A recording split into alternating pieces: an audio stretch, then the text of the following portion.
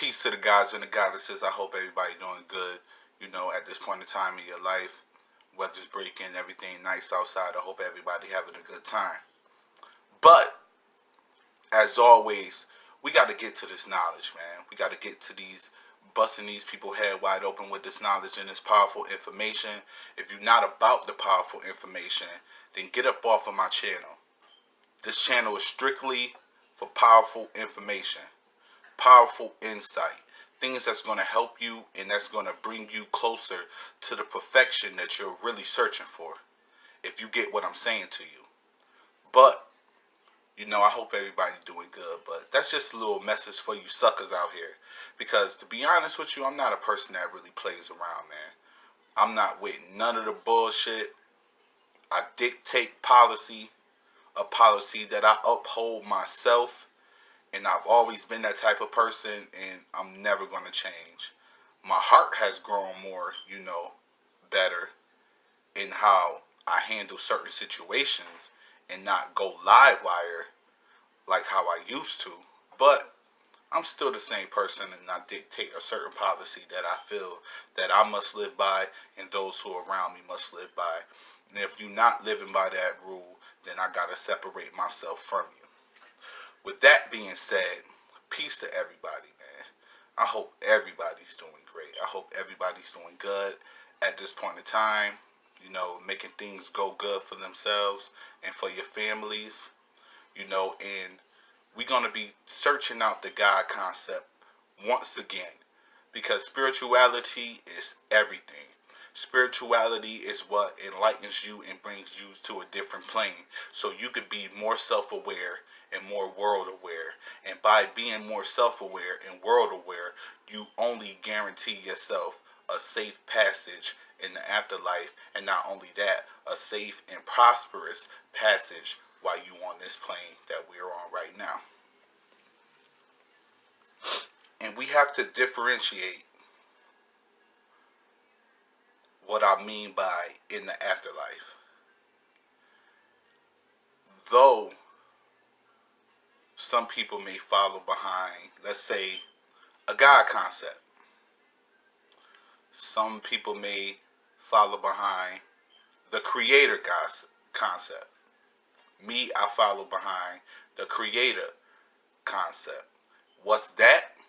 The creator concept is that you're being aware that, yes, there is a power, there is a source, there is an essence, there is a first for everything, being life. Because when you think of the creator, you must think of the creator as life.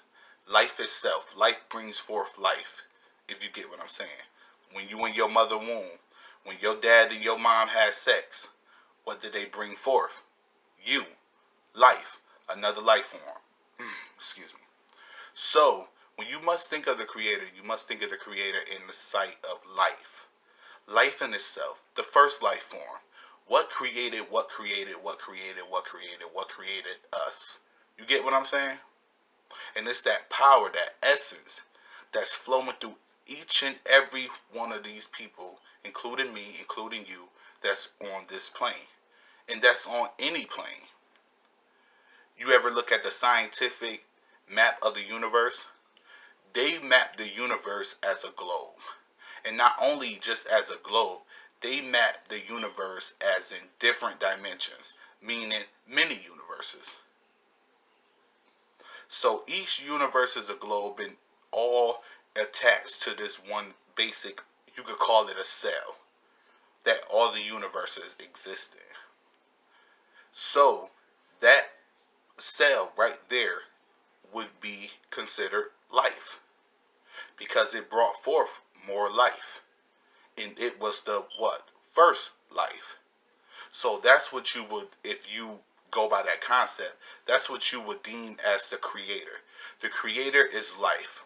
The creator, and don't think, just life as in human beings walking around or certain animals and certain creatures. Think of life forth as in not just that, but the sun, the moon, all the rest of the stars, the galaxies, the gases, the gravity, black holes, whatever you want to classify that's, even if it's physical and non-physical, you characterize that as life, because it is life, because it is moving in the circulation that it's supposed to do. Everything, if you ever hear the concept of water has memory, that if the water could talk to us and the water could tell us the history it could give us from the beginning of the time, because water was always here from in a transition, a transition from ice to vapors. So it's already been here. It's a gas because it comes in a gas form. And if you know about gas forms, it created, what we know as life, this life that we know today. So classify life as in everything. Water, the sun, the moon, the stars, everything, gases, whatever you want to call it, because everything has a memory and everything is moving in this circular. So that what you would classify as creator. That is what I believe, per se. Me, myself. I believe in that powerful force. Is it conscious? Yes, I will agree that it's conscious, because why? We are conscious. In order to bring these things about that we see every day in our life, what does that take? Consciousness, the awareness, how to make things. Nothing in this world is made without a certain fashion. Like you got the Fibonacci sequence. You get what I'm saying? The golden ratio. Everything is made with a certain pattern in the way about it.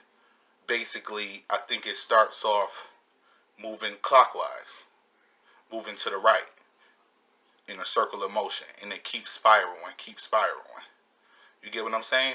So there has to be a consciousness behind that to be in order to make these things the way that there are. Now let's get on to the God concept. And I have an issue with this, but if you feel that way, that's up to you. But if you dictate the God concept, you're dictating the word of another man.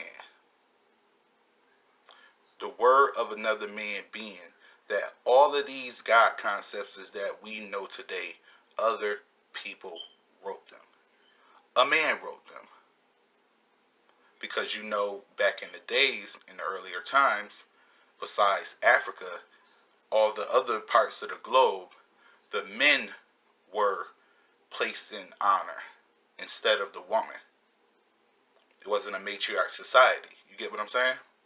So, God concept is based off the thoughts of a person who at that time felt that they had the necessary tools and mindset to be able to control the masses and rule over the lesser people at that time.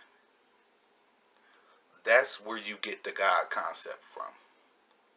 You take that with the Bible. The Bible has like 50, 60 different dudes talking, giving you insights on something, and some of them contradict each other.